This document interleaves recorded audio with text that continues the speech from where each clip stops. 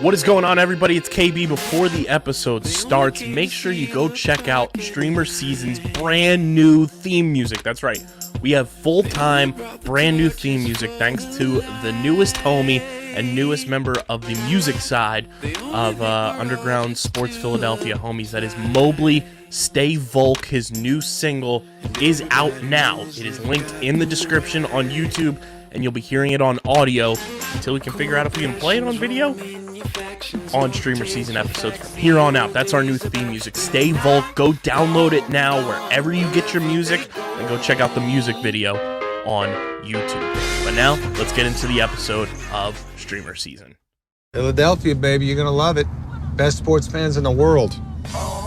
Actually, the worst, but that's what makes them the best. I haven't started my Barbarian rant against Kyle yet, so we'll see how long this goes. I'm doomed, everybody.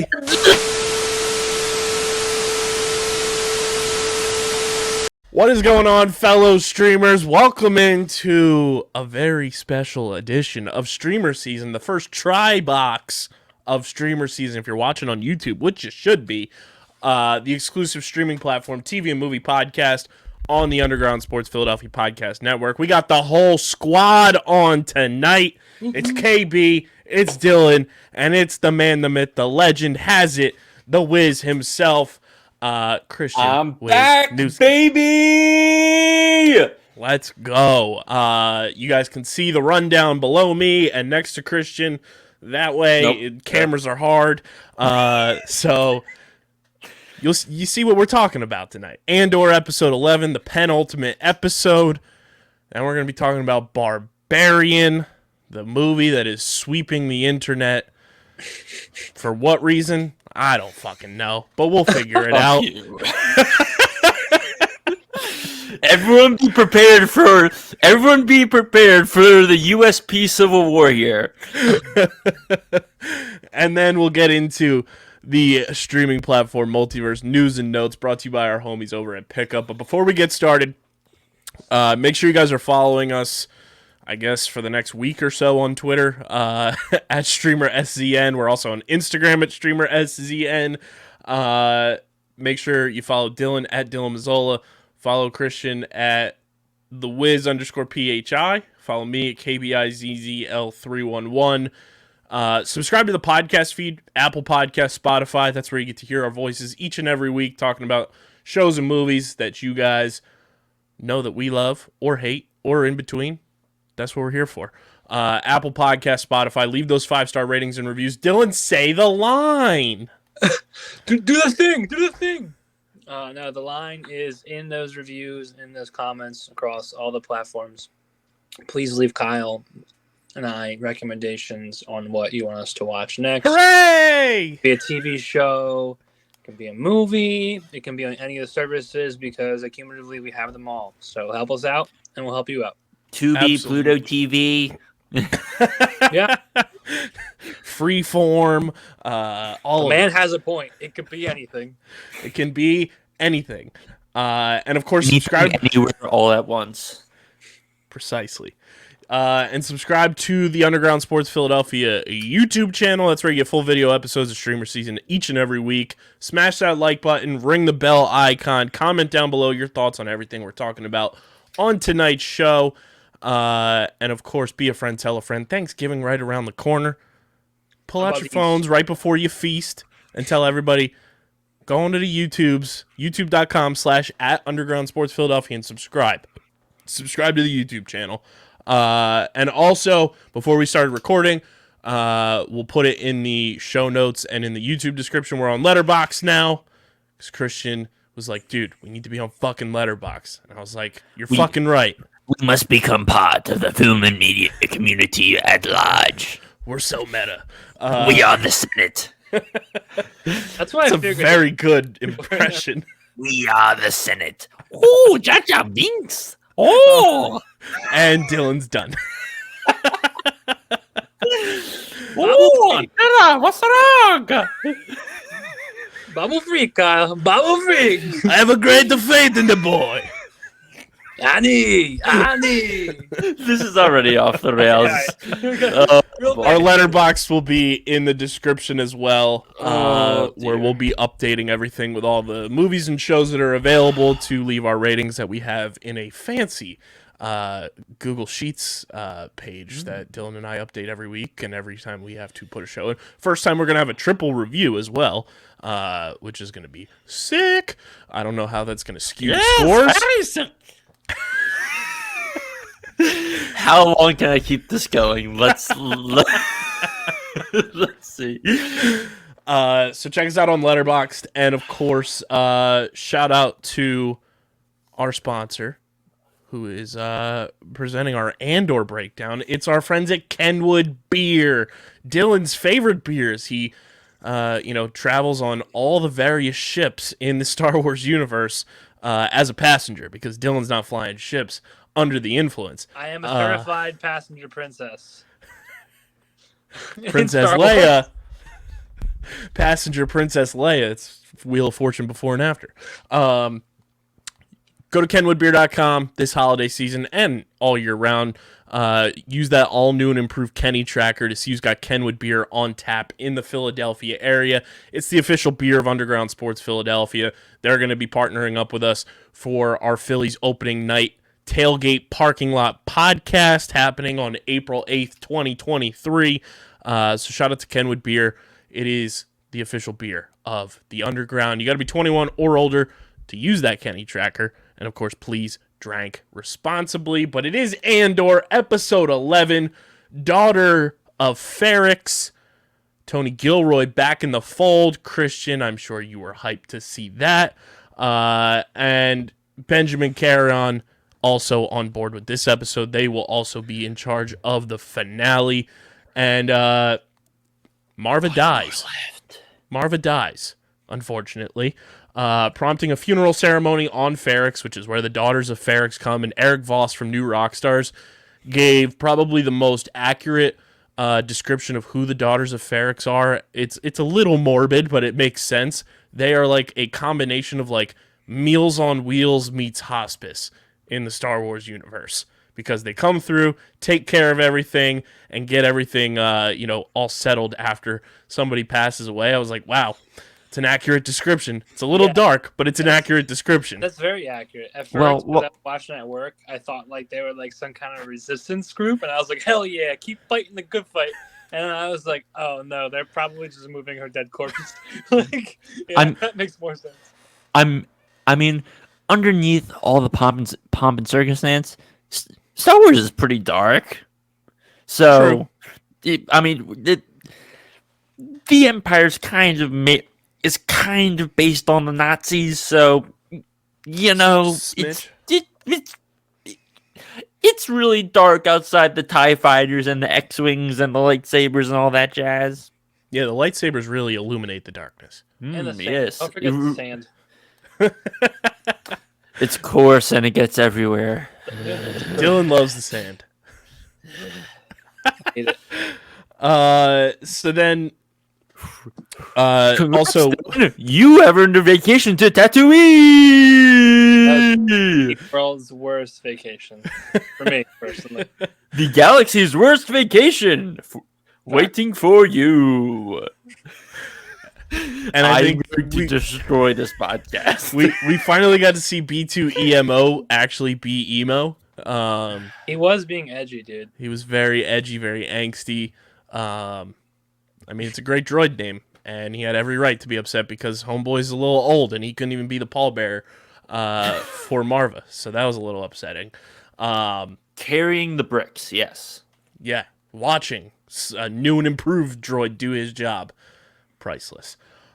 Which Miro encourages in the hopes of rooting out rebel activity in the area. Vel informs Clea about Marva's death and learns of Mon's reluctant plan to marry off her daughter to secure funding through Skulldun. Mon's daughter, Leda, begins taking part in group gatherings related to Chandrilian culture and traditions, a new trend on Coruscant.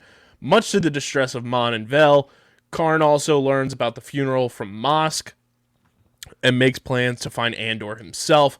Saul Guerrera welcome to the fold, buddy. Come on down. It's about damn time. He decides that at the last moment to assist Krieger's attack on Spellhouse, but is advised against it by Luthen, citing that the ISB know about the impending assault.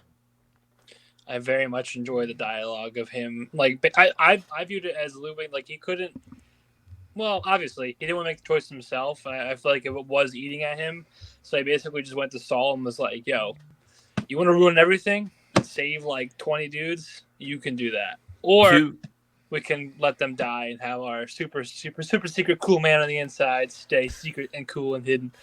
And it looks like it's going to go with option B. They let two great actors just cook, and I'm like, yep. Just let Skarsgård give speeches.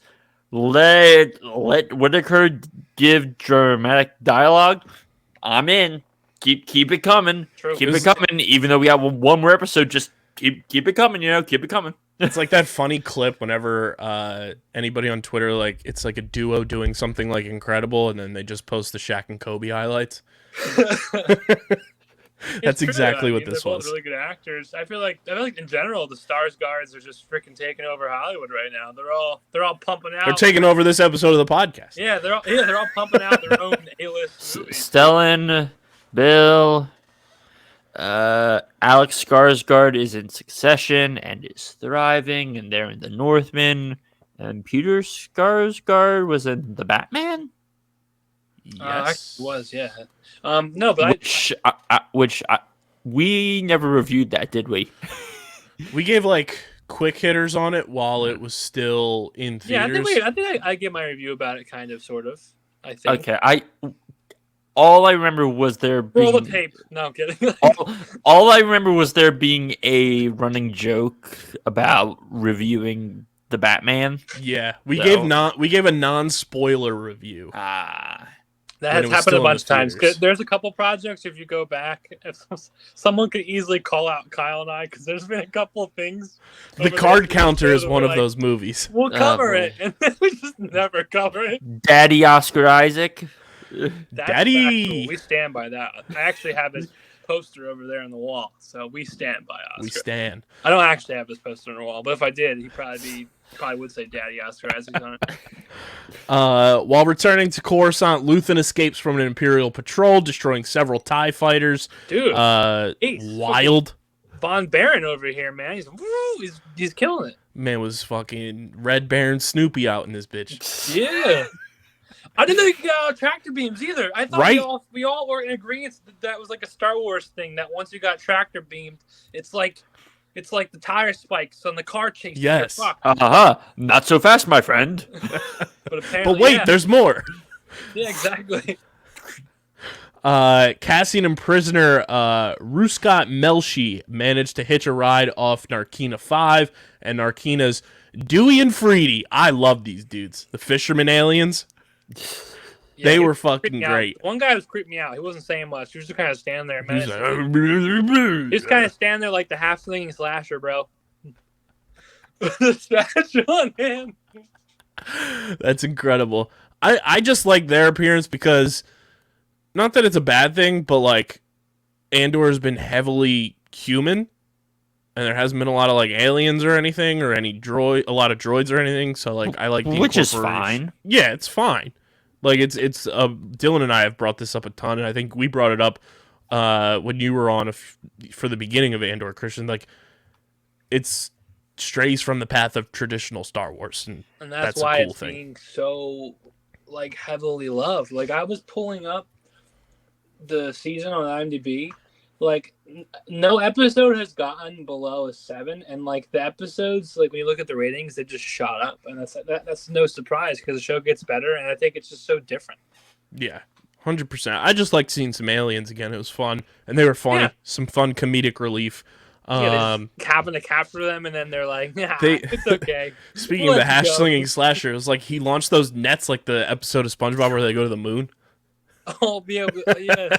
Rocket, SpongeBob, the aliens would like a word with you. So they're traveling to Niamos to recover Cassian's belongings, and after Cassian discovers Marva has passed away, Cassian and Melshi part ways, intending to publicly expose the Empire's unjust prison system. I like that guy. The other Jew who escaped prison. He's a cool Yeah, guy. he was cool. One of the only ones to live too. Everyone else got. They done got. This episode. My poor Andy Serkis. Well, he's not dead. For all we know, this is canonically what happened, right? Because this is before everything else that we saw that we call a trilogy, the new ones. So I feel like Palpy probably saw him, right? Question. You saw nothing in those films. He questioned him, and he was like, "Hey, you got leadership skills. I like the fact that you led a revolution and you overthrew my terrible, terrible guards." Bada bing, bada boom, Emperor Snow. Lord Snow We're gonna throw you in the test tube. That's what we saw in the one season of The Mandalorian. All the Snoke clones, they're all just Andy Serkis. My precious Emperor. My precious Emperor. I just love Andy Serkis, man. We talked about it last week. Like he's like in our Hall of Fame. He's got a wild ass career too. Definitely should be. Both of those things are right. It's almost like I think it's a TikTok thing or it's a video thing where it's like the duality of man, and that I think there's like no actor that's more fitting to that to describe than that, because he's done it all: voice acting, like acting in terms of like becoming a gorilla or an ape for like Planet of the Apes. You know what I mean? Like getting on all fours and saying dialogue and making noises while, you know what I mean? And then becoming a butler. Right? Yeah, kind of butler. Directed both Venom movies. Like he's done a lot, dude. He's done a lot. Did he direct the first one? I think so. I definitely did the second one. Yeah. First Venom film. Nope, that was directed by Ruben Fleischer. Fair. Either way, he's done it all. He's acted, voice acted, directed. Good guy. He's an absolute legend. Also did A Christmas Carol, 2019. But I thought this was like a very, it's fitting that it didn't feel like a penultimate episode. And it was the calm before the storm. Yeah. Like, and usually you can kind of feel with like a lot of the Disney Plus series, whether it's Star Wars, Marvel, whatever it may be, you can kind of feel that it's the penultimate episode. This one didn't like feel like a penultimate episode. Like it felt like there was still so much more to unpack, which I didn't hate. I go ahead, Dylan. I was just gonna say it's kind of hard. Like the One Way Out was one of the better episodes of like streaming television I've watched in a while. So this episode just unfortunately had to follow that, and unfortunately this is a penultimate, so it's just kind of like an awkward situation. Although I do think it does a good job of setting up the fact that the mom is basically like, insert Michael Jordan quote, "fuck these kids," and then I also like the fact that like like everything's coming together. Like we're sacrificing people for the rebellion. The mom is thinking about going to sacrifice her daughter, essentially. So I think this is all about sacrifices. Like the mom dying, the daughter being sacrificed, etc. Like it was very much a setup episode. It was used to get Cassian back to Ferrix. It was used to get our homeboy from the first few episodes back into the loop and get him probably back on Ferrix. It was used to set up where the rebellion will leave us at the end of this final episode. It was a setup episode that wasn't a donut, which is a very strong achievement, and that really says something about the people who are behind this and how like it's very much not formulaic, like 90% of what gets put out on Disney Plus and stuff. Like you don't exactly know where this is going. Like you know where you'll be. Rogue One's gonna happen eventually. Yeah, like that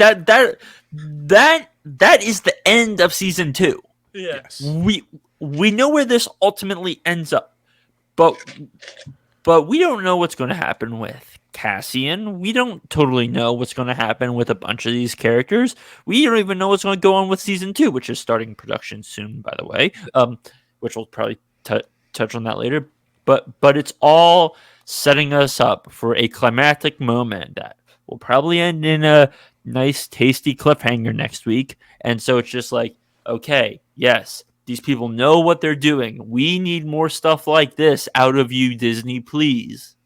And I think it's different too with this show in particular because it is the longest episode, like runtime, like it's 12 episodes for this season, and there was already a season 2 like confirmed before the show even debuted.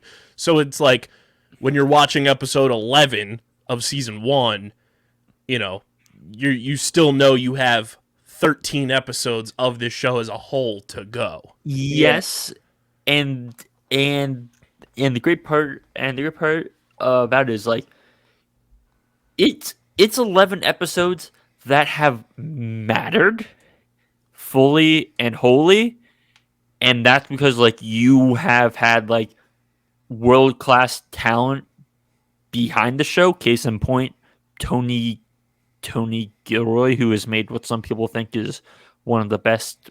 Like Michael Clayton was in an all-time Oscar year in 2000 in the films of 2007, and some people consider it like one of the 50 best films this century. And so you have the guy who wrote that and wrote the Bourne movies doing this and being the guiding force behind that. Whereas on so many of these other shows, especially Marvel, it's like you're bringing in the up-and-coming talent, cool, but we need more guiding on those shows. Like these shows feel like they need more purpose. Andor has that purpose. It has that feeling. And so, Kevin, if you're listening, which I doubt you are, but if you're listening, you never know. Are we talking the robot Kevin from She-Hulk or actual Kevin? Hi, Kevin. Kevin, are you in the algorithm listening to us? Hello? Anyone home? But it's just like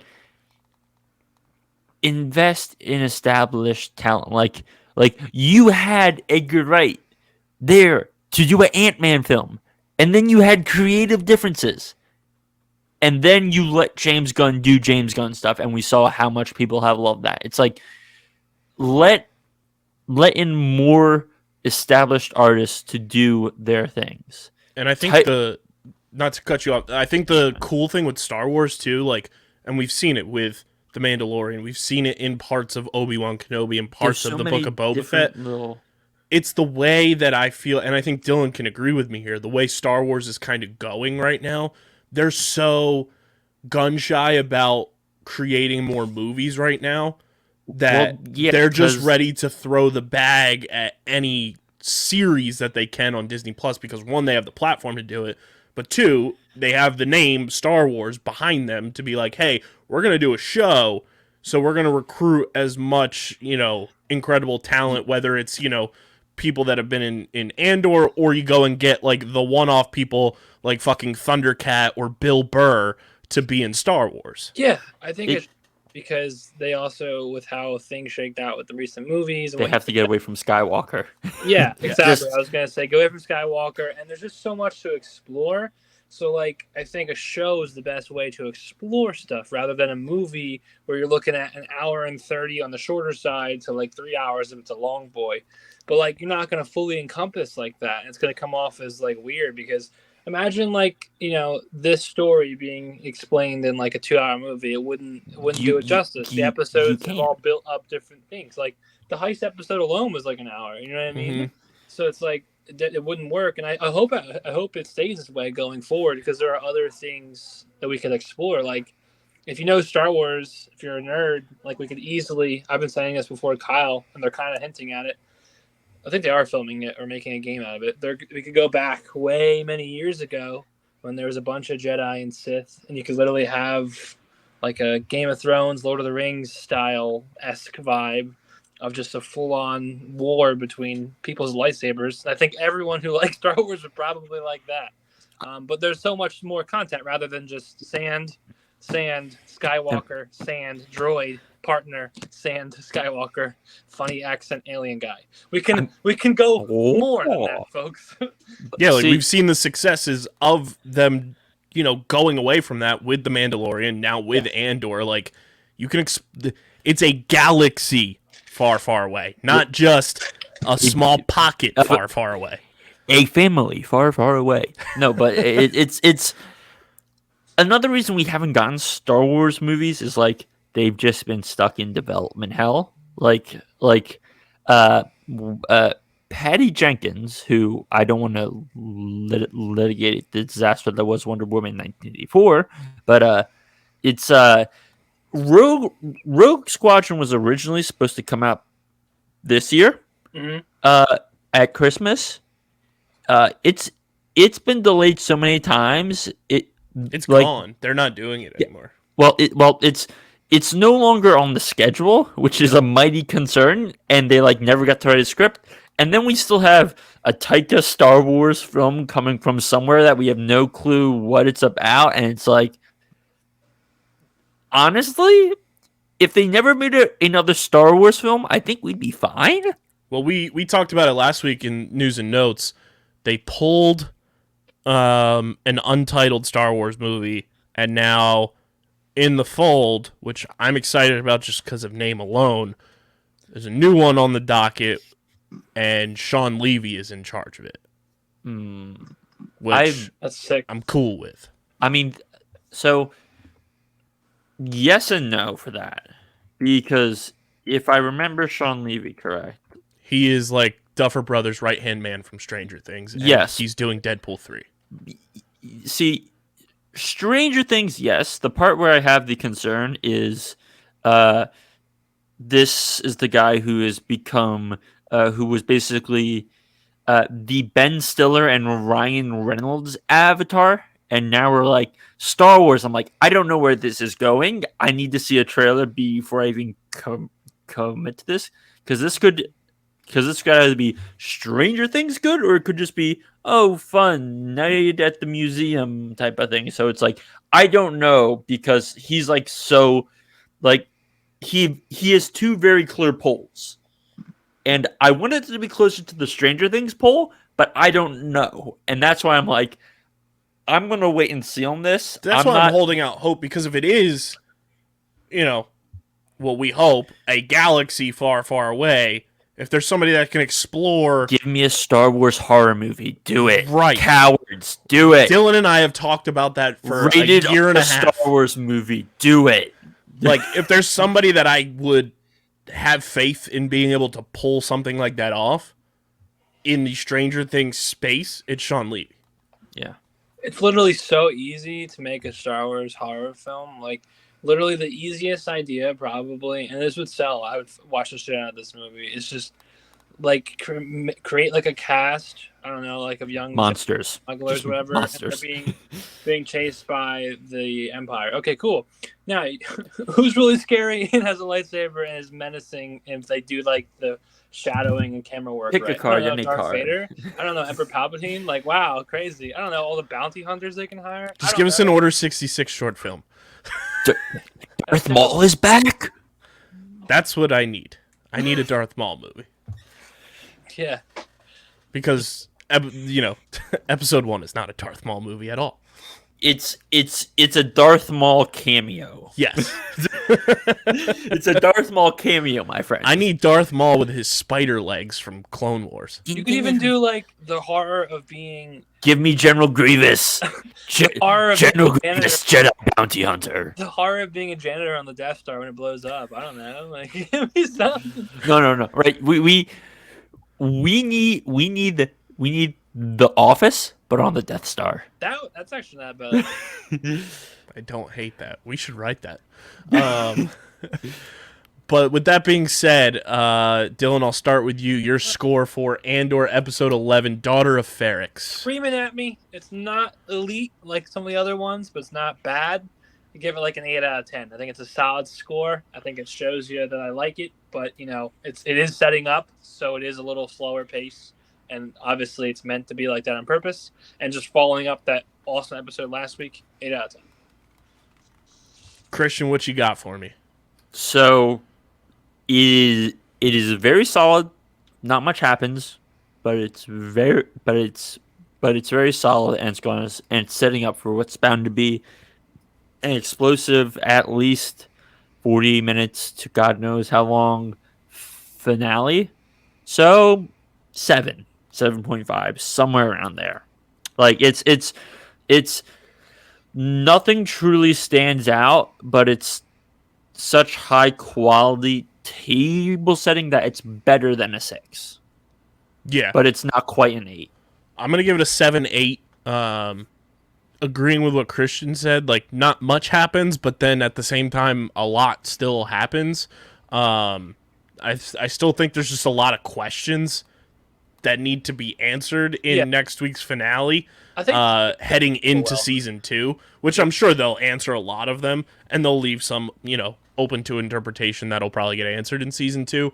But like you said, Dylan, like, last week's episode, was it? Yeah, One Way Out was last week. Like, that's arguably, like, best episode of the season. You just can't, you can't top an episode where an actor like Andy Serkis literally embodies, like, the human spirit and lets everyone, come together. And it just, you can't, it's just nothing's gonna top that.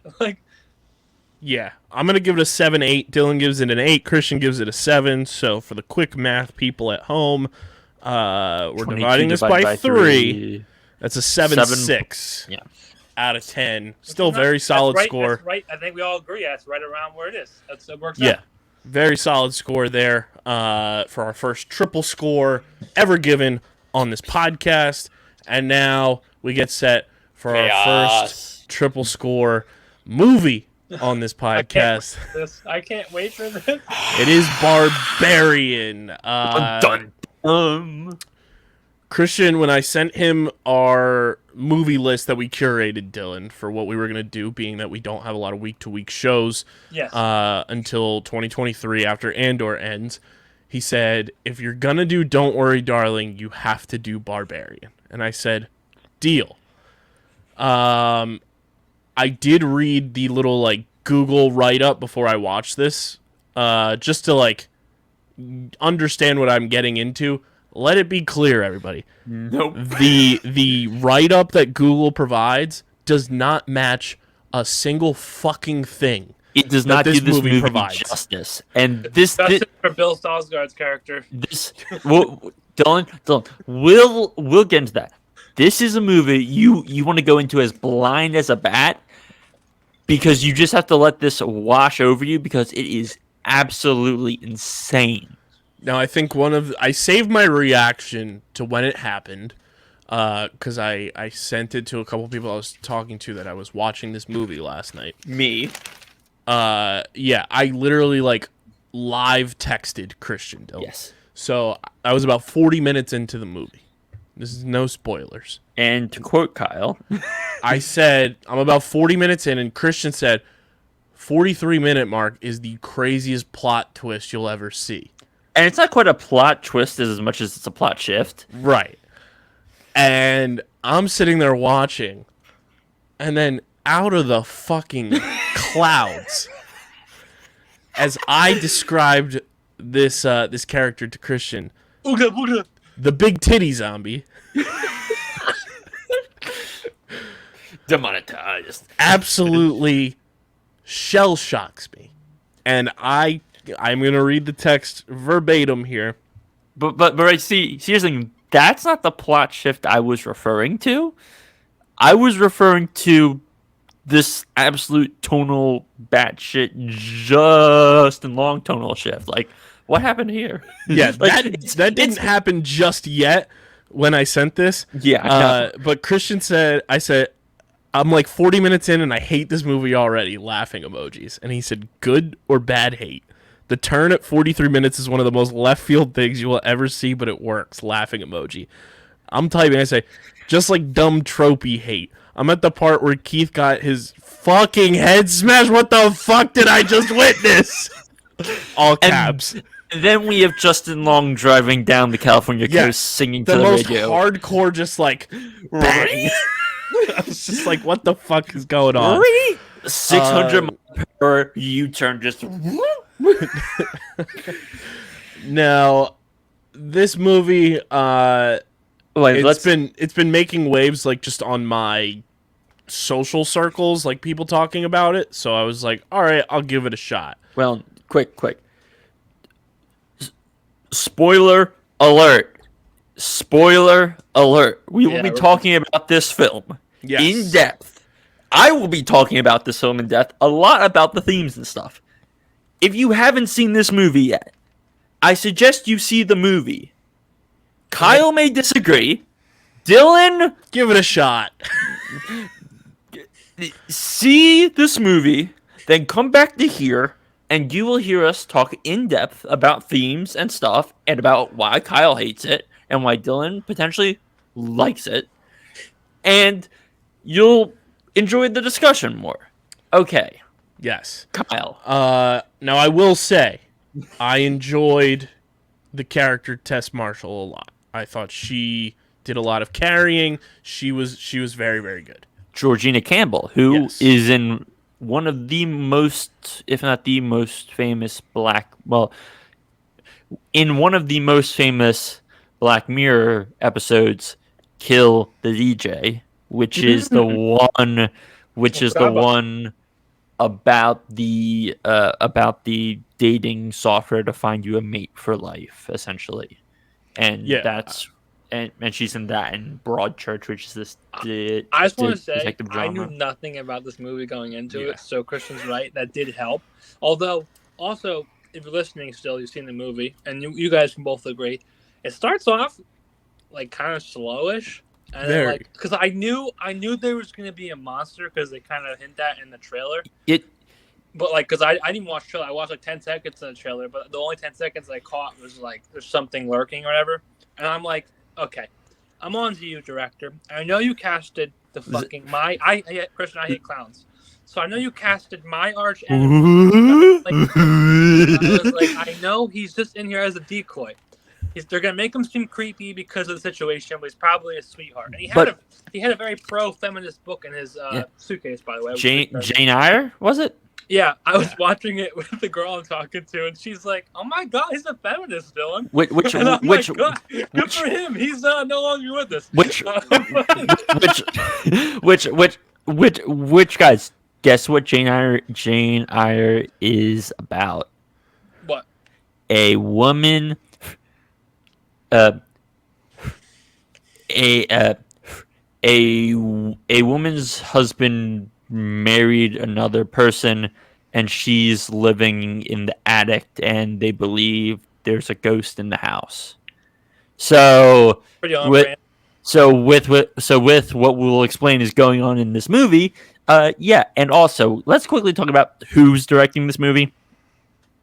Zach Greger, who is, if you guys didn't know, do you know something called The Whitest Kids You Know? Oh, yeah. I forgot about that. That's so weird. You basically have a guy with a sketch, like a sketch comedy background, doing a semi-satirical horror film. Hey, comedy and horror are like this, though. Yes, and full disclosure, I'm more of a scream comedy horror type of guy, but this is more of a societal comedy type of thing. But yeah, either way, Kyle, please rein us back in here. Yeah, so you got Georgina Campbell, Bill Skarsgård, Justin Long, who I mentioned to the fellas before we started recording. I could only hear him talking in his character from F is for Family, which if you haven't watched that show, do yourself a favor and just sit on Netflix this weekend and enjoy F is for Family. It's one of the funniest shows ever, and it's very relatable. Shout out to Bill Burr. I mean, I didn't even expect it like Dylan did. I went in very bare bones. Like, did not expect this to be like a horror movie. I had no fucking idea what was coming out of that dark abyss tunnel. I was like, is this whole movie about a chick that just can't get her Airbnb right? Right. That sucks. I'm not even gonna lie. That's pretty terrifying in itself. But I was like, what's gonna happen? Also, I have one question. Do we know what happened to Marcus? Is Marcus the person calling? Yeah, in the very beginning. So that's one of the reasons this film is great. It basically like gives you information, but it doesn't tell you everything. So basically, some people have posited that Tess was leaving a toxic relationship, and that's why she was going on this job That's what I figured. in interview, which in the scope of this film makes sense. But there's these, but Krieger smartly leaves like little spots where like he gives you a lot of information in a bunch of these places, but he doesn't give you everything. Also, I'm laughing that this movie premiered at San Diego Comic-Con. That Feels like it does not fit there at all. So yeah, we have coming into town for a job interview. Tess Marshall books a remote house in the rundown Brightmoor neighborhood of Detroit. I gotta tell DJ about this movie. which guys at night the neighborhood doesn't look bad. No, like it looks like a typical Typical suburban neighborhood. Yes. Sunrise, it's a shithole. Jesus It's a Christ. shithole. shithole is an understatement. None of the houses Yeah. inhabited besides. Like you can't even call it a ghetto. It's worse than a ghetto. It looked like a neighborhood of castle buyers. Oh my god! So upon arriving, burned down houses and shit. it was gross. Upon arriving at the house, Tess finds out that the place has been double booked and is already occupied by a young man named Keith Toshko, which is Bill Skarsgård's character. Initially unnerved by Keith, Tess warms up to him and decides to stay the night.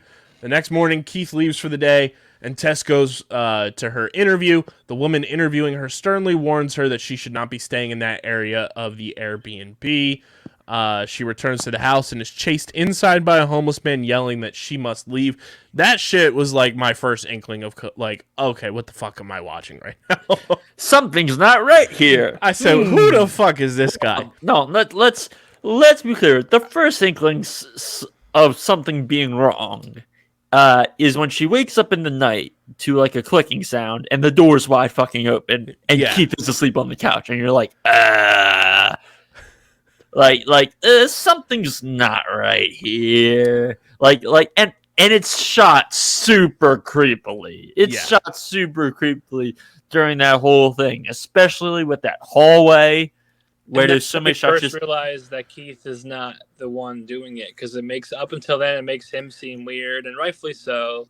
But then you realize, like, because she walks up to Keith and he's like literally dead ass sleeping, like not fake sleeping. Like we all know what that looks like, and he was genuinely sleeping / having a nightmare.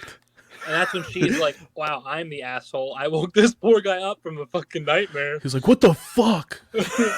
Me. I want to know where he goes though, because he didn't have. I didn't see his car there. Right? Does I it don't matter? remember seeing that. But see, just like with Marcus, it's like, what's the deal here? You know, like how'd he get there? Did he take an Uber from the airport? We know the cops didn't bring him. We'll get to that later. To be there. So she returns, the homeless man yelling that she must leave. She ventures into the basement and gets locked downstairs and stumbles upon a hidden corridor. Which the reveal of that is brilliant because she's like looking for a thing to try and deal with the window, and she finds the string and she's pulling it, and the door opens, and you see this dark ass hallway. Like this is a movie that will make you scared of dark hallways and staircases. Facts. Yeah, 100%. And let me see here. So yeah, there Tess finds a room with a camcorder, a stained mattress, and a bloody handprint. Cue the drums. Boom, if you know, you know.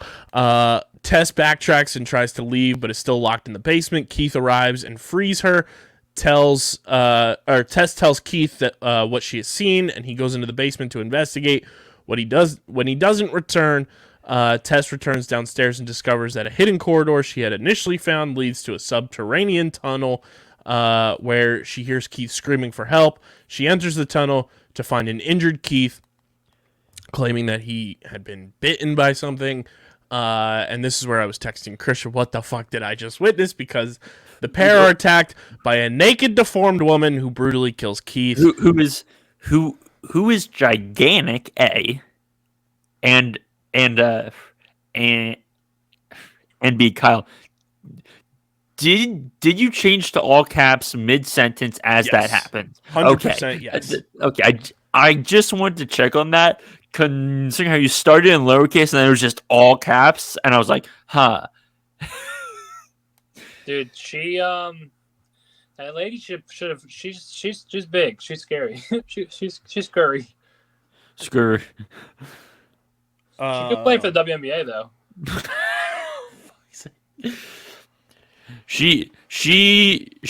She's country strong. She's built for tough. So yeah, we get naked titty zombie lady. And then Only way to describe it, honestly. And then it just it cuts and it feels like we're watching a completely different movie for a while. Because sometime later, actor AJ Gilbride, played by Justin Long, learns he has been fired from his television series due to rape allegations made by a co-star.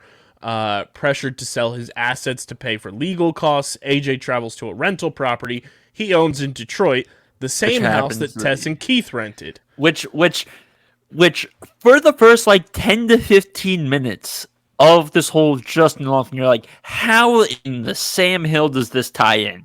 Yes. Yeah, because it's such a left field shift. How you from broken down Detroit to sunny coastal California, and a guy cruising down the coastal highway singing whatever song and talking on the phone, and then we're back in Detroit.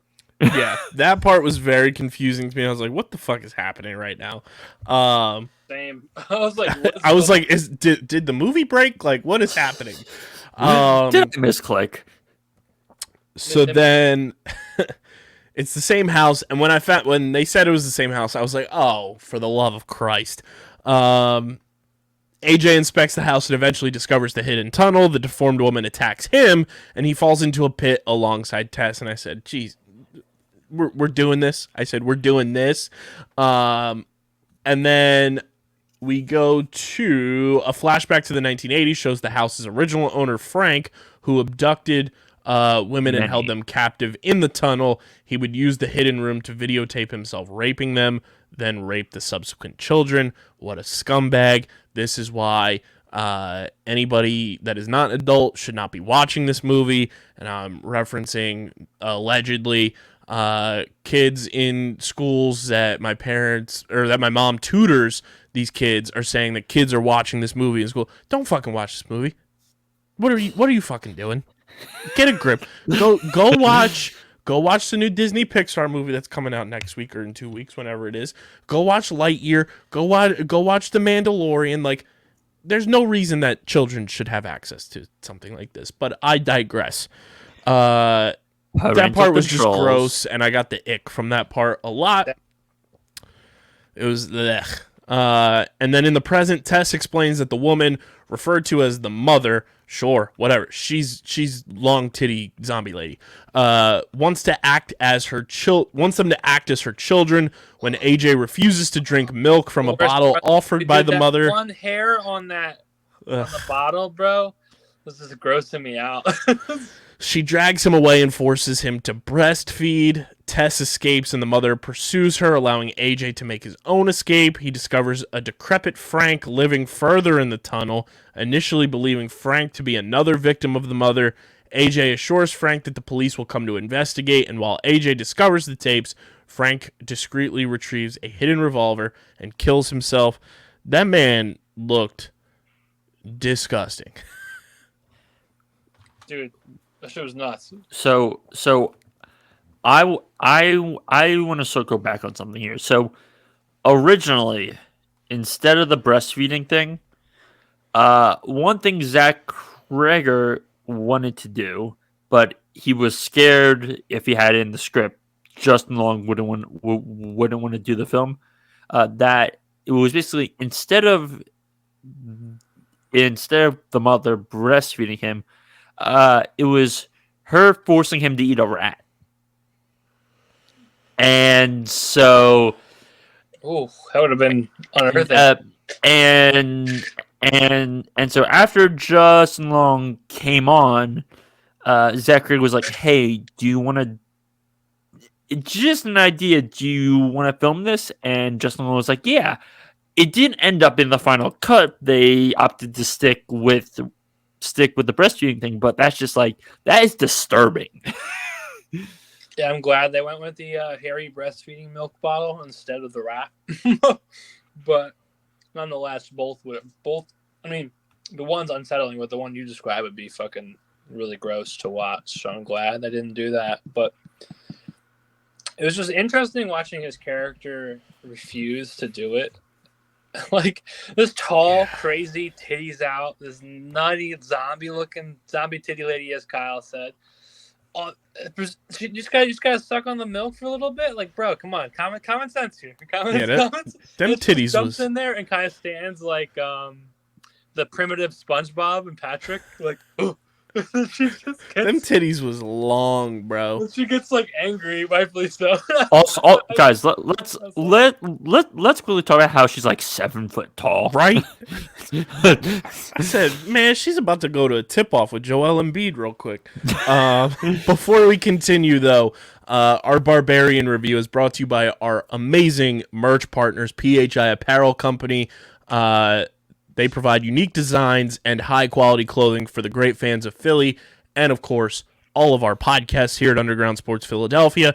With their original designs for all, there's no doubt you'll stand out in the crowd. Guys, Black Friday and Cyber Monday are right around the corner. Get a jump start on your shopping. Get the best gosh darn merch in town. And I'm pretty sure by the time you guys are listening to this, all of our podcast logo merch will be available for purchase. That's just the beginning. We got some dope shit coming for Cyber Monday, Black Friday, and our listeners can use promo code UNDERGROUND for 10% off any apparel when you shop online at phiapparel.co. That's phiapparel.co, and use code UNDERGROUND for 10% off any apparel when you shop with our awesome merch partners. Yeah, the whole mother thing was like threw me off. I was like, all right, what the fuck did Christian just trope me into watching here? And then AJ flees with the gun that Frank used to kill himself while the mother leaves the house to find Tess. Tess escapes the house by breaking a basement window. She eventually reaches a gas station and she's able to call the police. Those cops sucked. The officers are dismissive of her story, but she convinces them to go back to the house with her, and the police refuse to investigate the house before being called away, attributing Tess's story and behavior to drug use. Those cops should be fired. Stereotypical. Stereotyping. Racial profiling. They were beyond stereotypical. Like, those were, like, worst of the worst. Like, they weren't even trying. It's like, they were, like, cosplaying as cops. They were like, listen, ma'am, I don't want to have to do my job. I just finished my last donut over here, so that tryptophan is kicking in. Good luck. We're going to go over here. This call we're actually going on, it's not a call. My buddy just accidentally pressed the radio to make you think we're leaving. Good day. Yeah, have a good they time. sucked. They were the worst. And after breaking into the house to retrieve her keys, Tess runs her car into the mother, seemingly killing her. She returns to the basement to rescue AJ, but he accidentally shoots her. You dumb, big idiot. The two escape the house and find the shelter with Andre, the homeless man who had chased her earlier. Oh, bro.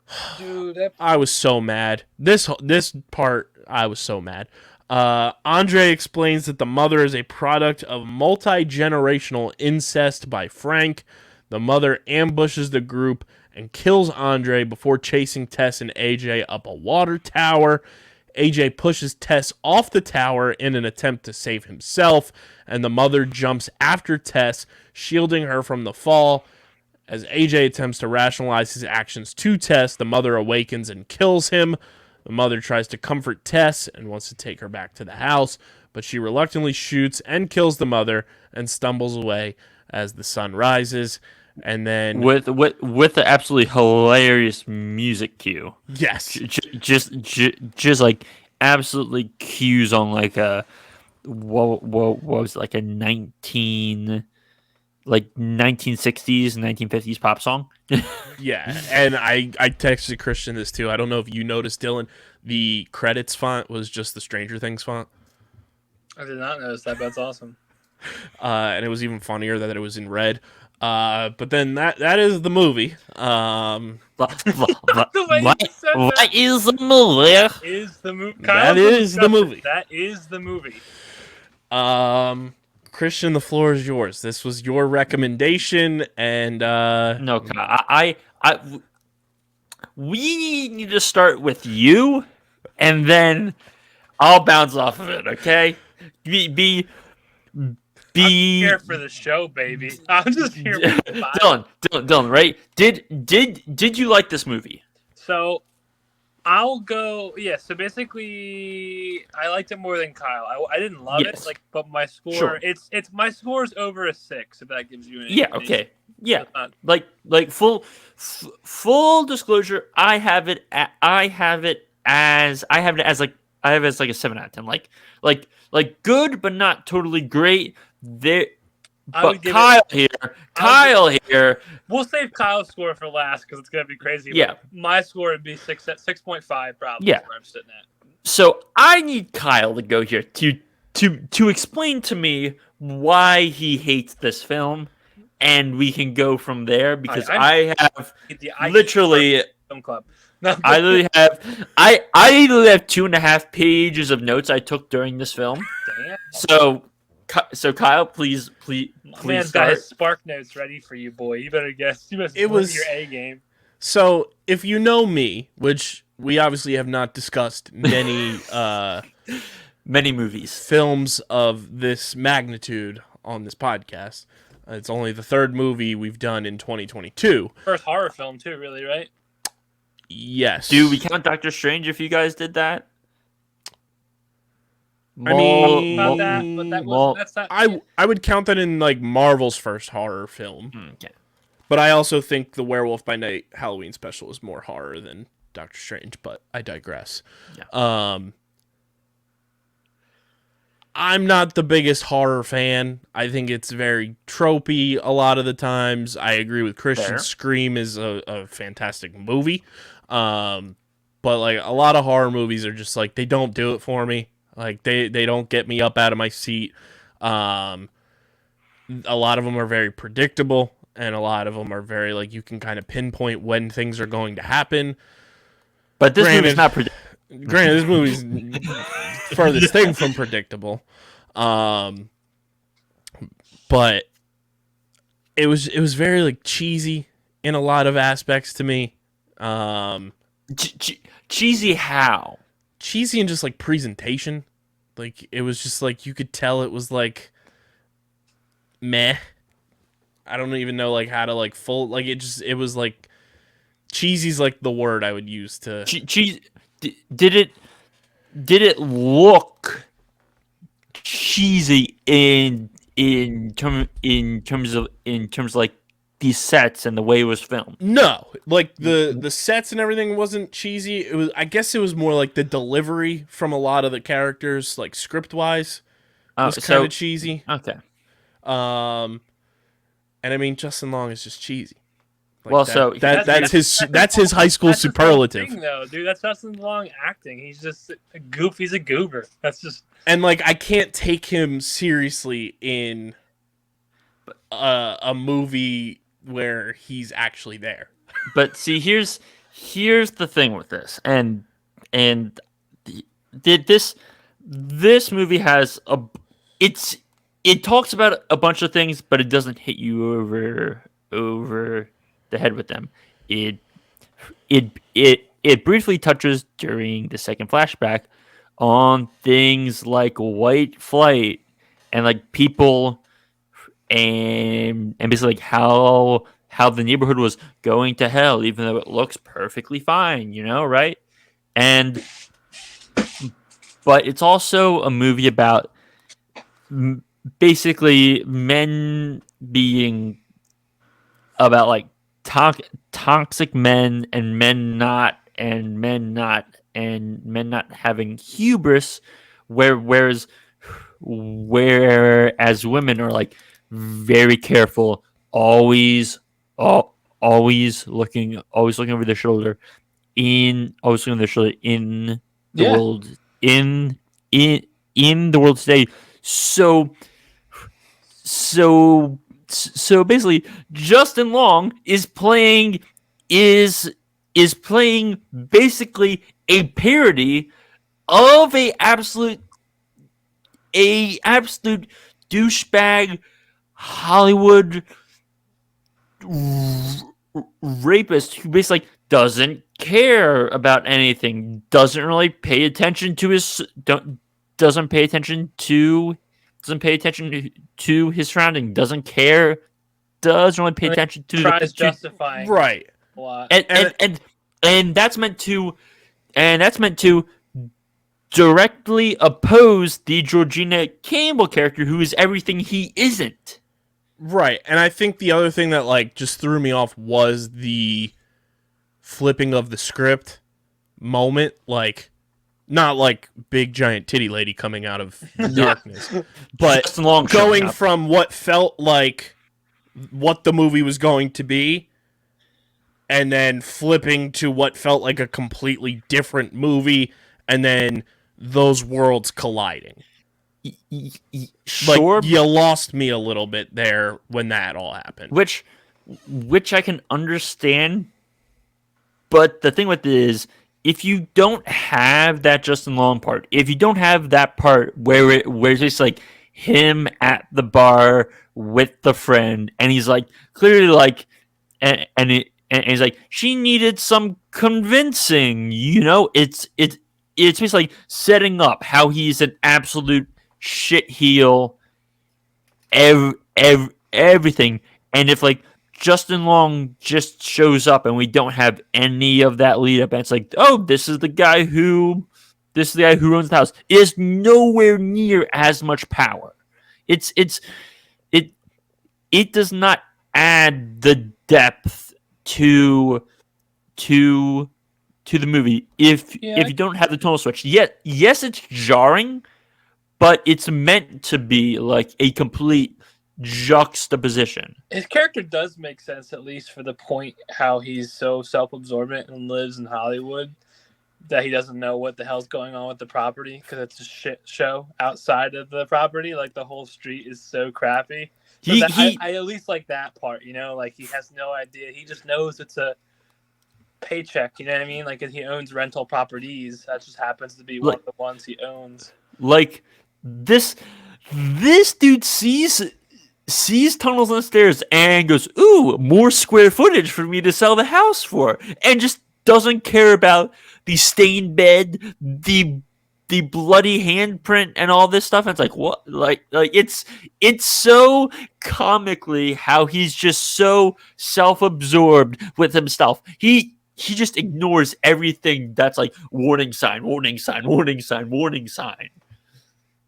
Yeah, well, I don't know. Like I these types of movies are just not my thing either, so like that adds to it. Like, for reference, everybody out there, I've mentioned it a number of times. My favorite movie of all time is Inception. Like, that's my number one movie. Which listen, as much as I love Inception, I feel like there's better films you could have as your favorite film. That's fair, but it's my favorite movie. I'm not saying it's the best movie. It's my favorite movie. Said your opinion ain't shit. Yeah, pretty much. No. That is the whole premise of this. That's going to be the title of this episode. Kyle's opinions are shit, presented by Christian Wisniewski. It is a very populist opinion. It's bland and populist. But I'm not going to call it a bad opinion. I'm just going to call it bland and populist. See, a lot of people that I tell that to, they're like, I've never even seen Inception. Damn. Well- I saw it in the fucking theater and I was blown away. I saw it in the theater, actually. Fun story. And the theater, there's a problem with it, so I had to go back and see it later that day.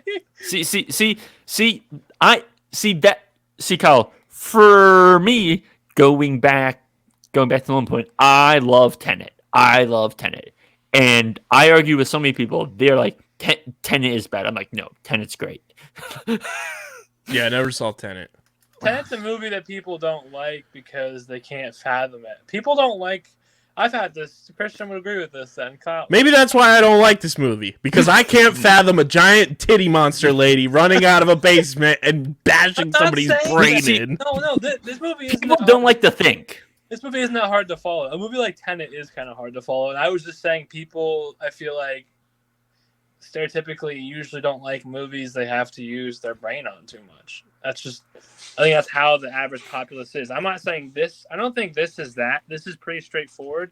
It gives you enough information that you can make context clues, like the whole theme, like how the three men characters are like different degrees of like shitbags. Like you obviously have the incestuous dude who is doing unspeakable acts. He's pure evil. He's like Satan. You have Justin's Long character who's presumably raped one woman, which is disgusting and self-absorbed. But it's interesting. I bring it up because when he sees the other character, he's like disgusted. Like he's on a high horse himself, but he's Hollywood trash. And then Bill Skarsgård's character is made to believe there might be something wrong with him. You just don't know him long enough to pick it up because he does give creepy vibes, but it's also done on purpose. So it's different degrees. So I like that. It's just that's the one aspect that stuck out to me after I was done watching it. I like that, and I just liked. Well, actually, I didn't like the. Well, I liked the monster. I wish we got more of the monster. Yeah. Like this is a movie with a lot of complexity, but it's also a monster movie that's not concerned with the monster, but at the same time, the monster really isn't the monster of the movie. No, the lead monster of the movie is Justin Long and Frank. Those are the real monsters of the movie, because the monster. Although the woman did kill that poor homeless man. But like the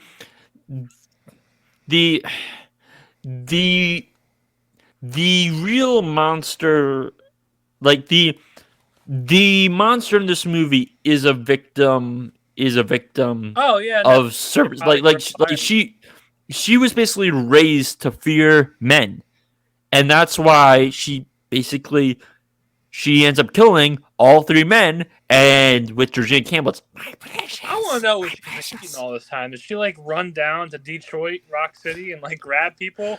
She grabs Little Caesars. Yoink. And because it's the city, people are probably just like, "Yo, anyone see that like cracked out tall lady?" Nah, I didn't see her. Cracked out 7 foot. Yeah, and I think, with a lot of the movies I watch too, I enjoy a rewatchability factor in a lot of them, and being able to go back and re-explore movies. This is not, in my opinion at least, this is not a rewatchable movie. Like, so I do think it is rewatchable. It's just not something I will like be rewatching like I would rewatch plenty of other films. Like, Yeah, I would say like 87% of people, and I'm being generous, are not going to rewatch this movie if they watch it. I would disagree with that number, but I would say like at least half aren't going to Let's rewatch. say like 60% won't rewatch. Sure, yeah. But then again, like, how many people actually rewatch movies they see? I personally don't like rewatching some movies. Like one of my favorite films, and it sucks that it's gotten so mainstream, is American Psycho. And I've only watched it like 2 times because I don't want to watch it again. Like it takes the fun of the film away. Like batshit crazy when you watch it for the first time. See, probably my favorite example of this is, so I saw Parasite when it originally but I came won't out. watch the film again though. I do agree with Kyle on that. I saw Parasite originally when it came out, was blown away. Went to a theater to see it again, kind of had diminished power, and I went one more time. I'm like, I should have just stopped at the second time. So it's like there's very much a diminishing returns when you watch it so close, which is why many people it's like watch a film once or twice, then don't touch it for a year or two. Mhm. But you know, it's a film that's definitely going to get rewatched. Is it going to get rewatched like a Scream or like a Evil Dead 2? Which Kyle, if you because you didn't like this film, never watch a Evil Dead film. Evil Dead Part 2, Army of Darkness, don't watch them. Because they're basically like wacko horror comedies, and it's like Yeah, that's good. it's like it's very off kilter, kind of like this film. So I would just tell you now, avoid those films. Just some quick breaking news, not to deter from the pod, but obviously our Barbarian review is brought to you by our awesome merch partners. Our merch is live. Woohoo! So go get your merch, phiapparel.co. All the podcast logos are available on t-shirts right now. They should be on hoodies in the near future, and we should have hats as well. But you can get the Underground Sports Philadelphia logo, StreamerSZN logo, Top Bins, OTB, and the whole brotherly love, Love Park logo that they have, all on your t-shirts. Go get it. Code Underground 10% off. Yeah, I mean, I agree. Like, there's movies that I don't want to watch again that are great movies, but then there's also ones that are like, incredible, to watch time and time again. Great movies you never want to rewatch. Requiem for a Dream. Yeah. Dylan, have you seen that? Mm-hmm. That last half hour is like the most unsettling stuff I have ever watched. I'm like, I have no desire to watch this film anytime again soon. I'll set the bench. Like it is unbelievably depressing. Agreed. Full heart. And it's just like score plus music. You're like, I can't take this. Agreed. Like it's horror. It's horrific. But yeah, the floor is yours, Christian. Talk to the people. You got the poster behind you. No free ads, but you got the poster behind you. Hello, I work in a movie theater. Hi. But this year has been a banner year for horror movies. Like there is just been so many interesting, compelling films that have come out that warrant your attention. Nope, X, Pearl, Bodies, Smile, Scream 5, Men, Hellraiser, Watcher, Resurrection. A bunch of these films will probably end up or are already on streaming services. We're having a horror renaissance, and among all those films, Barbarian is by far the most interesting film, because this is a film that, as we've explained, it's totally out of left field, and the story behind this film getting made is even crazier because Zach Krager had this script floating around for 2 years. He got a call out of a blue from a producer who he didn't even know, who was the producer behind It. I know that guy.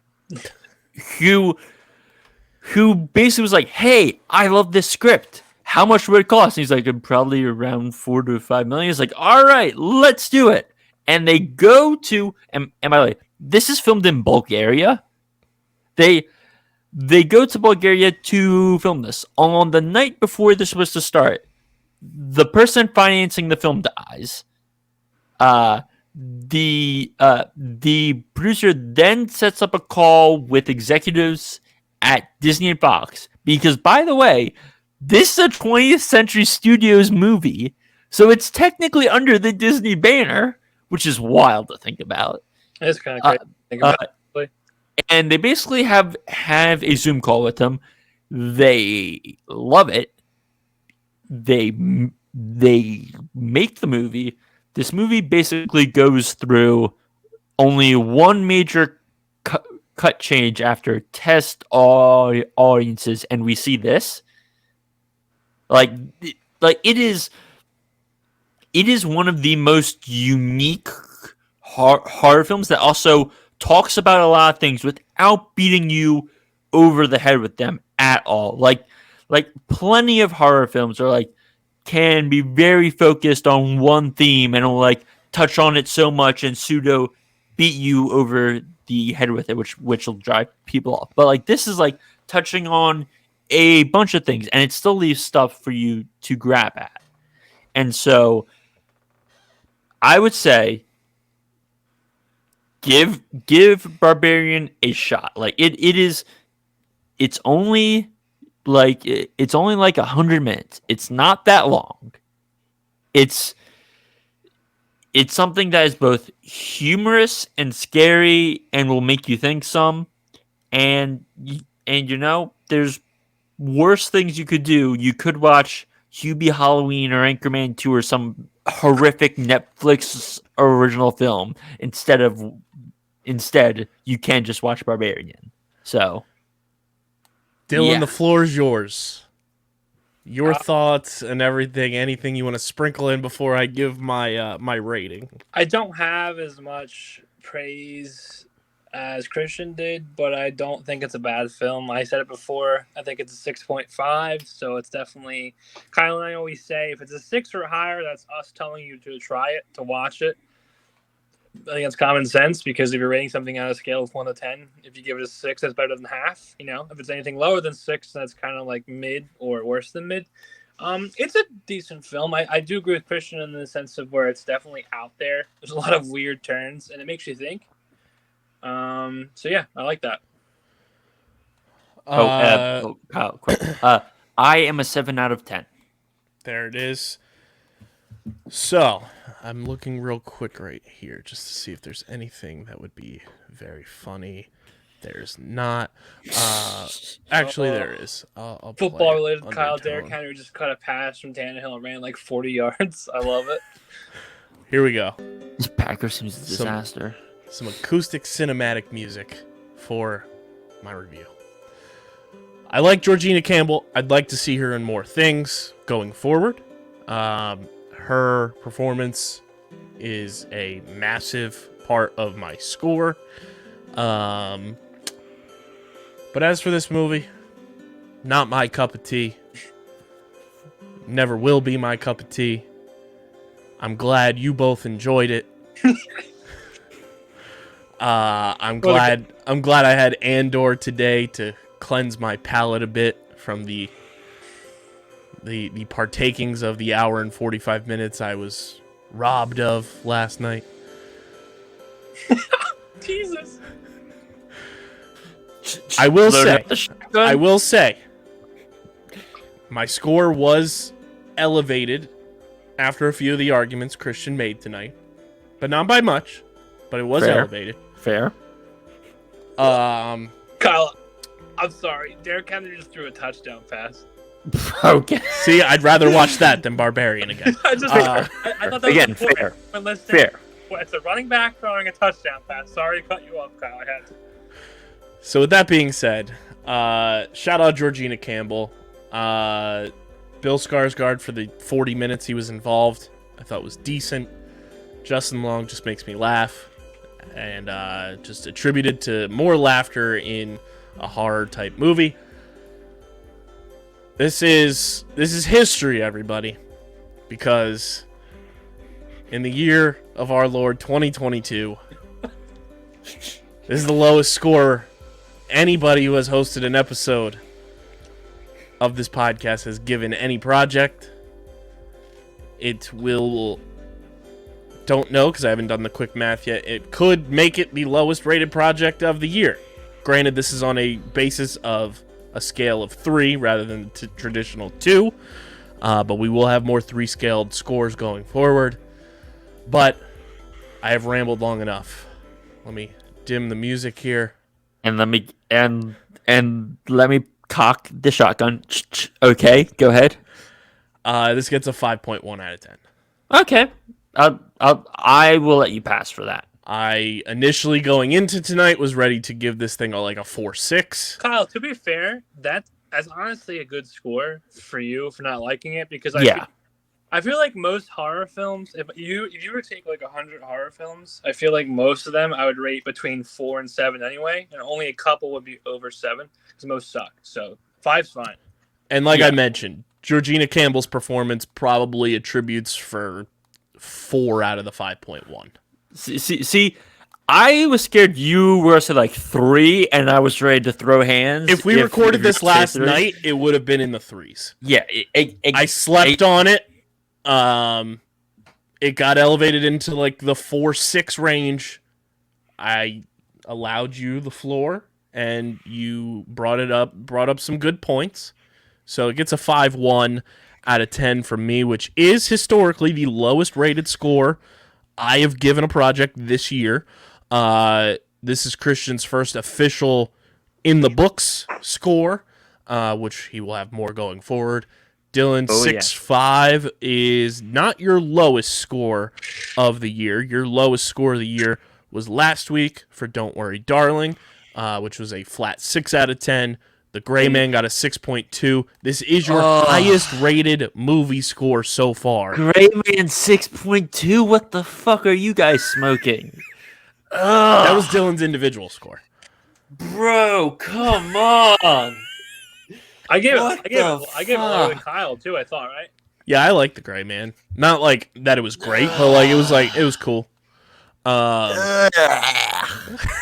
You gotta realize, Christian, we review a lot of stuff. Half the stuff I review, I end up changing my mind like a week later. It just is what it is.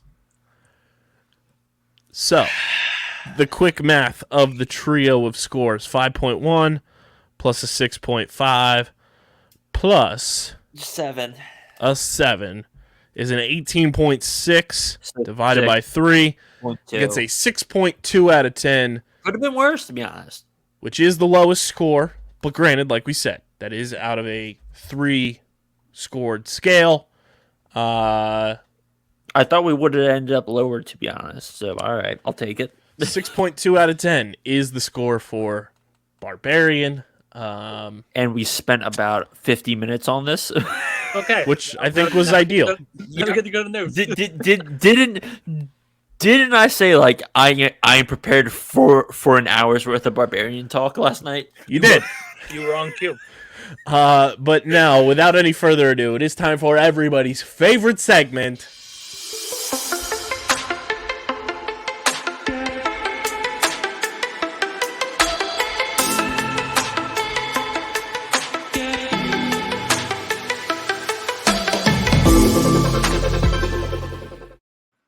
It is the streaming platform Multiverse News and Notes, brought to you by the homies over at Pickup. You guys can go to playpickup.com, start playing the hottest headlines in sports, rack up fan points on your fan profiles, cash them in for prizes on the Pickup Marketplace. That's playpickup.com. May I start? Go for it. So, this isn't technically news as much as it is rumors, but Zach Kreger, who directed Barbarian and wrote Barbarian, so he's had a Batman adjacent script written and in the chamber for a long time, which he openly said on a podcast I listened to, which I shall not name because Kyle, no free ads. But respect that. He was basically like, I don't think they'll ever let me do this, but he really wants to meet with James Gunn about it.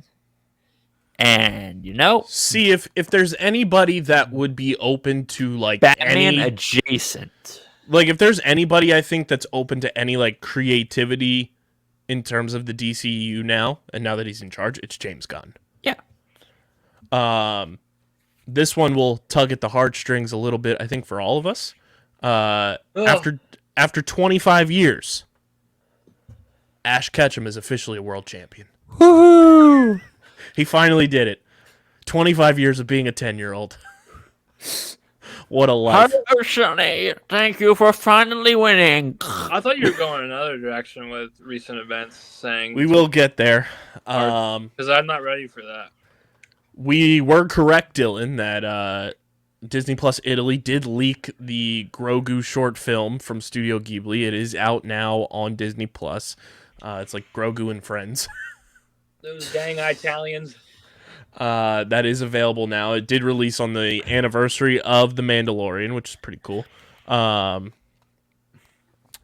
as Dylan said, not ready for it.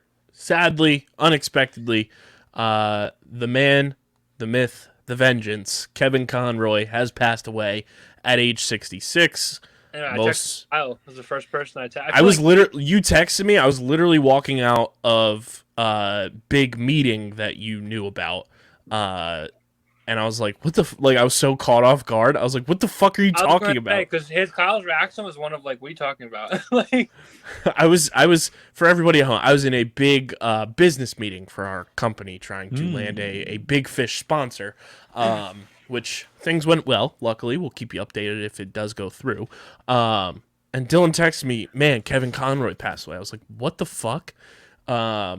Very sad. Like, that's childhood right there. Batman, the animated series, obviously resonates with many a generation, and gone far, far too soon. Very similar to Chadwick Boseman. He was battling cancer, didn't really tell anybody. But at the age of 66, we've lost Kevin Conroy. Sucks, dude. When I think of Batman, I know. As much as I like Christian Bale and like Rob Patz, I hear his voice. I think I speak the truth for anybody who likes Batman. I think we all hear Kevin Conroy's voice when you think of Batman. Yeah, I feel like that's the argument everyone makes too. It's like, so who's your Batman? And everyone's like, well, obviously Kevin Conroy, but yeah. And then you go into your live action Batman. Yeah,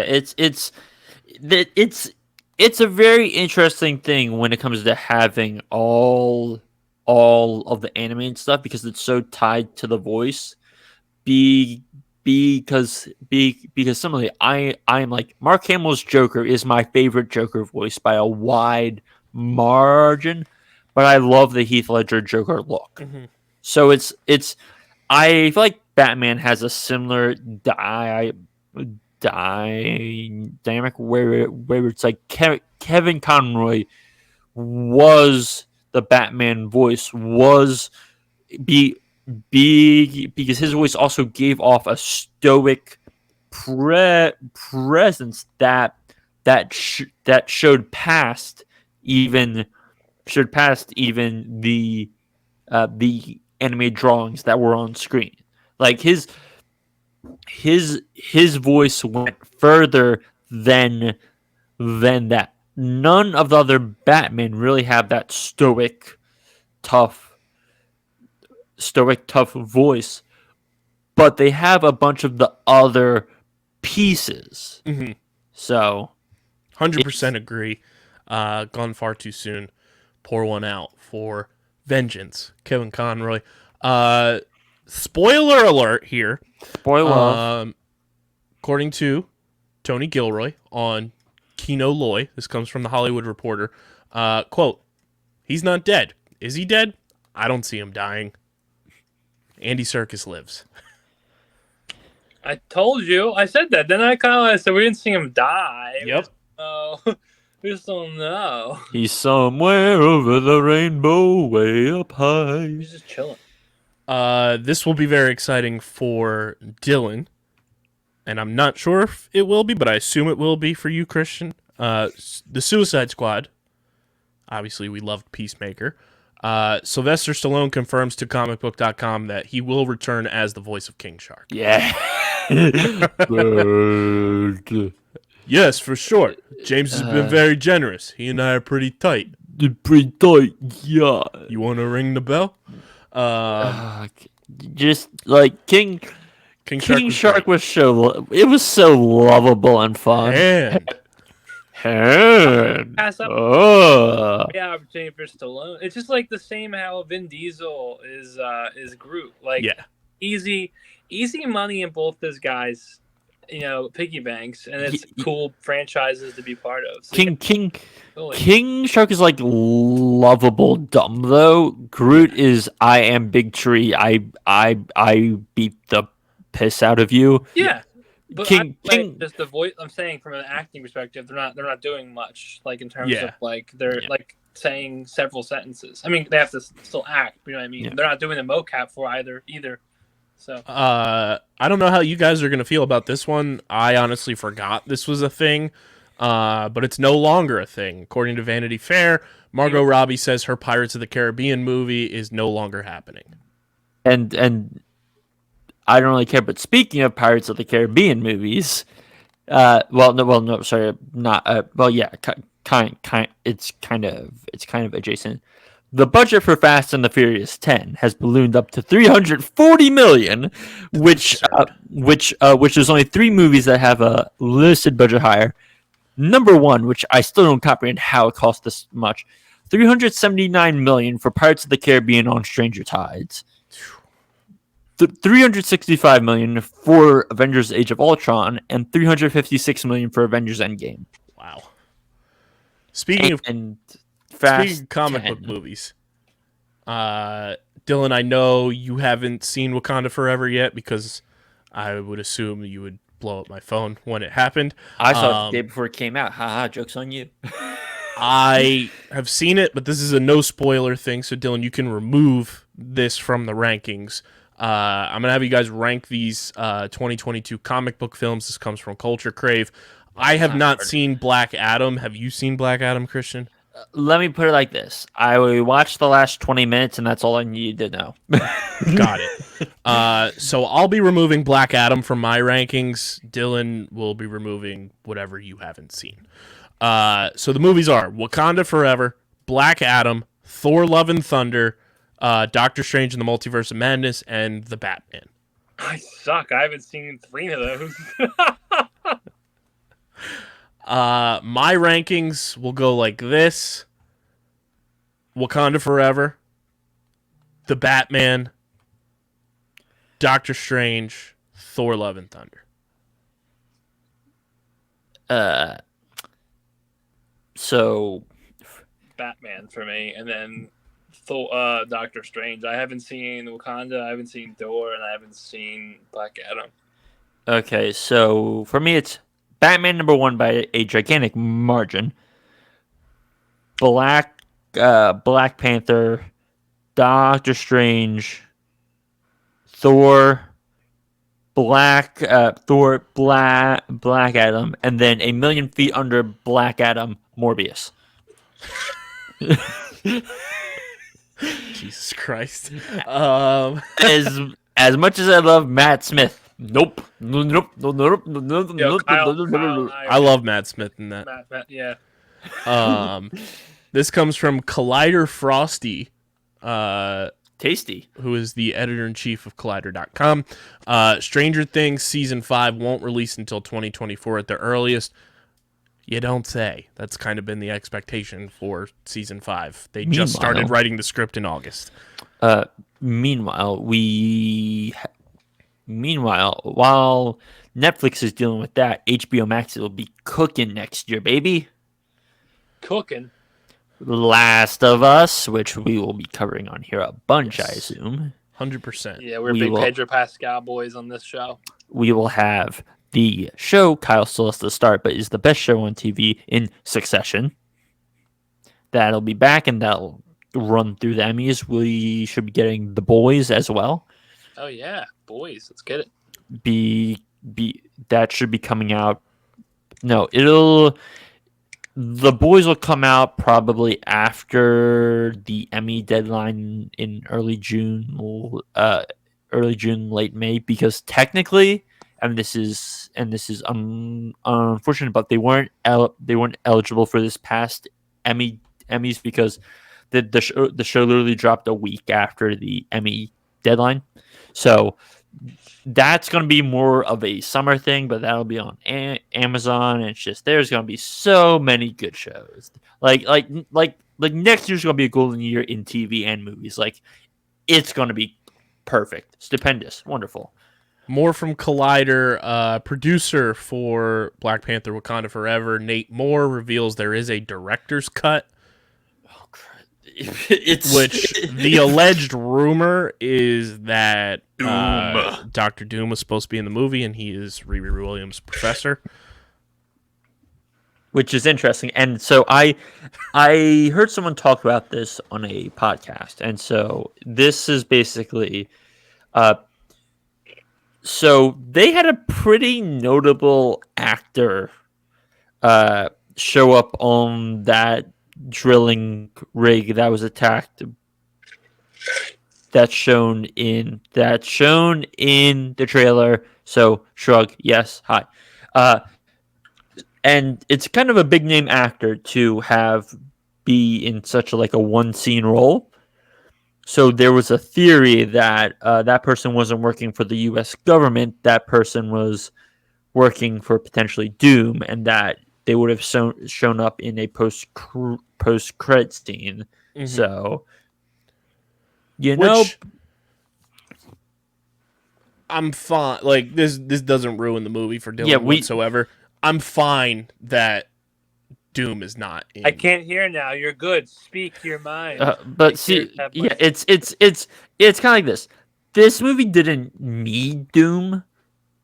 I was kind of annoyed that there was just Black Panther will return. Like that kind of tilted me. That kind of tilted me. How there was just no actual end credit scene, just the mid credit scene. That kind of tilted me. I was okay with it, but I don't want to spoil anything else for Dylan because I know he's going to go to the theater to see it. So go see Black Panther Wakanda Forever, because we'll be talking about it once Dylan sees it. But speaking of which, one of my favorite boys just got cast in a new movie, A Quiet Place Day 1, according to Deadline. Joining Lupita Nyong'o will be Joseph Quinn, a.k.a. Eddie Munson. Let's ride. For the brand thing. He's up there. I love both of them. I'm so excited. So excited. Lupita Nyong'o, continually underrated. Yes, 100%. I'm going to make all of us feel old because none of us were born when this debuted. This came out on November 16th. 32 years ago this week, Home Alone. Which with that, you sick man, you sick man, you make me feel old as shit. Kyle? So Home Alone's quite a interesting film if you think about it, because you not only have it is written by John Hughes, but it's not directed by John Hughes. The main character of that film is a serial killer in training. It is directed by a guy named Christopher Columbus, who most famously directed films. I thought you were going to say who most famously did not sail the ocean blue. in 1392. He also directed Miss Doubtfire and the first two Harry Potter films and the first failed Percy Jackson film.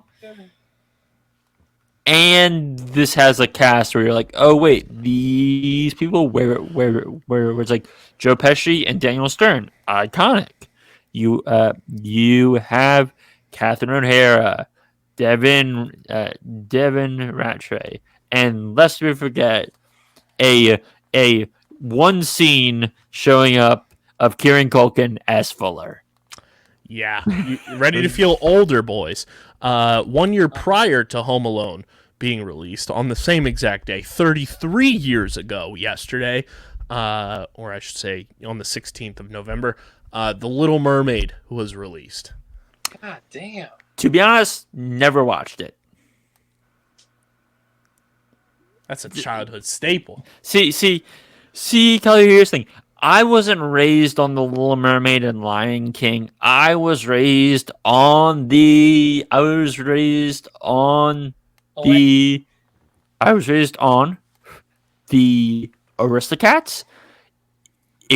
Ichabod and Mr. Toad. I was not raised on many of the Disney classics. And to be honest, you're going to shoot me for saying this, and I know I still have to watch it. Haven't watched The Lion King. You're not alone. My brother-in-law, Dylan, I think I've told you this before, Matt has never watched The Lion King. And let me be totally clear. I plan on watching Lion King by year's end, There we it's go. just it is just a movie that's like I've seen bits and scenes. I've sung songs from it. It's just I haven't watched the movie. We Straight will have through. Christian's Lion King review by year's end on this podcast. Kyle, listen. It's a guaranteed 5 out of 5. Like it's a guaranteed perfect score. They're adapting Hamlet. It's catchy songs. You know, like There's it's no worries. Yeah. Hey. Oh my! hold on, just on Lion King note. This is probably the most all-time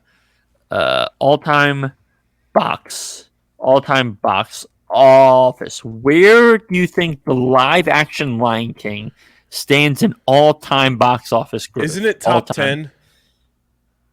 It's Isn't it in the eighth, top- which is Yeah. depressing as hell. We talked about this a few months ago, and both Dylan and I were surprised. Like, when we stumbled upon like, that. like, let me read you off the top 11, which, like, and I say 11 specifically for a reason. Number 1's Avatar, 2 Avengers Endgame, 3 Titanic, 4 The Force Awakens, 5 Infinity War, 6 No Way Home, 7 Jurassic World, 8 live action Lion King, which people deserve to be shot for going to see that. Well, 9 I can't blame them for going initially because Sure. the cast was absurd. Sure, but Kyle, we are talking about the tune Oh, of 100%. $1.647 billion. Sir, ma'am. Number 9, The Avengers. Number 10, Furious 7. Number 11, Top Gun Maverick. Yeah. But like it is literally like littered with like James Cameron, and that's just Star Wars and Marvel, and you're like, okay here, and And it's the Lion King. Christian sent me this earlier today. Dylan, I don't know if you saw this, but I'm sure you're going to be thrilled. The next project in the storied career of Quentin Tarantino is an 8-episode limited series that filming begins in 2023. which we have no clue what it is, but we don't care. I don't care. Don't know what it is, but our good friend Mike Horowitz, who was an executive producer on Disney Plus's Turner and Hooch reboot series, was also part of the final season of Prison Break. Just added to his Twitter bio last week, we talked about this, that he is involved in a new HBO Max series. It's unnamed. Just trying to link some things potentially. Don't know. I'm just curious about what our good friend Mike Horowitz is up to. This comes out today. It'd be pretty fucking cool if he's working with Quentin Tarantino. I mean, I wouldn't put it past him because, like, yes, Tarantino is a stickler for the theatrical experience, but he's making a limited series, and I'm pretty sure he wouldn't do it with Netflix because he hates their guts. And, like, yes, Warner and the acts of Zaslav has not become that popular among creatives, that being said. But Tarantino is very much in tune with film history. He understands the power of it, and HBO Max, whether or not we like it, is still the best streaming service in terms of like original content. And so, if I had to put money on what it was going to be on, it would be HBO because they would also just allow him to be as violent as he wants to be. Yeah, the violent factor actually makes a good point. HBO probably that clicks off. I think he's just doing it because he's done so many other things, and he's a man who likes achieving. Yeah, and plus, like, in case you guys didn't know, so you guys know Once Upon a Time in Hollywood, right? Mm-hmm, So he said during a interview on a podcast I listened to that, like, he literally has a stage play version of he literally has a stage play script for that he wants to put on. So I'm down with that. So he's basically like, I'm not gonna make my movie yet. I'm gonna go on Broadway. I'm gonna make a limited series. I'm gonna do this. I'm gonna do that, and then I'll eventually get to that movie. You know? Down with it. I saw this before we started recording, and I'm like very excited about it. Amazon has officially ordered multiple Sony Marvel shows, and the first series is Silk Spider Society. Wow. Angela Kang will serve as the showrunner, with Phil Lord and Chris Miller executive producing the series. Lord and Miller, It'll release on both MGM Plus and Amazon Prime. MGM Plus. Don't know what that is. Don't Me care. Amazon Prime's all that matters. But I'm excited for more Spider-Verse. And I'm excited for Lord and Miller, because Lord and Miller have been behind so many of the popular animated films of the past while. Because they were behind, you know what? Lego Movie, Cloudy with a Chance of Meatballs, 21 Jump Street, Spider-Verse, and of course the upcoming Spider-Man Across the Spider-Verse, which is one of my most anticipated movies of next year. But then again, that's another podcast episode for at the end of December, right? Yes. Last thing I have, Bradley Cooper will play Frank Bullitt in that. Steven Spielberg's next film. It's an original idea based on the character that comes via Deadline. Yeah, so in case you guys don't know, there's a Steve McQueen movie called Bullet, where he's basically One of the car chases, my guy. Yeah. But aside from that car chase, it's a very boring police procedural about a detective trying to figure out who killed this person. And so I still call it a classic though for the car. it's a classic because of the car chase, but the story itself doesn't do much for me. It's like not probably. It's definitely a top 5 car chase in cinema history. Yeah, but like, Book it. When you take out the car chase, like, it's just a perfectly average film. Oh yeah. So it's like, okay, Spielberg's doing a movie with Bradley Cooper about a Steve McQueen character. I'm like, there's a lot of layers to this. It won't be bad, but who knows? But hey, Steve, listen, I know you're enjoying doing this stuff, but I know you bought the rights to Ready Player 2, so can you just do that already for me, please, Chief? Thanks. Bye. Okay. Like, where do you guys stand on Ready Player 1? It's still in my watch queue. Dylan? Like a 7 out of 10. Okay. Good. Because I'm friends with people who absolutely hate it. I'm like, this isn't a bad movie at all. Like it is like cocaine-ified pop culture, but it's like that done right, because it's made to have a lot of references. It's the metaverse, guys. You're not wrong. Essentially, that's what it is. It's the metaverse, everybody. Oh, what a time. But that's all we got for you guys on this episode. Hopefully you enjoyed it. Next week should be the long-awaited review of The Card Counter on HBO Max, starring... We decided on that. Should be. That's why you got to follow us on the socials, just to stay put. But it should be The Card Counter. I think we've waited long enough. Especially Dylan and I. We've talked about this since I got a YouTube ad about it back in the spring. And that was like the only advertising I saw about it. And it stars Daddy Oscar Isaac, Tiffany Haddish, and Willem Dafoe. Count me in. Ass, bro. Crazy top 3 billing actors. So that'll be on the docket next week. The Andor Season 1 finale. And then the following week, we'll have our Guardians of the Galaxy Holiday Special review. Because that comes out on Black Friday. We're going to record earlier in the week because holidays. Thanksgiving.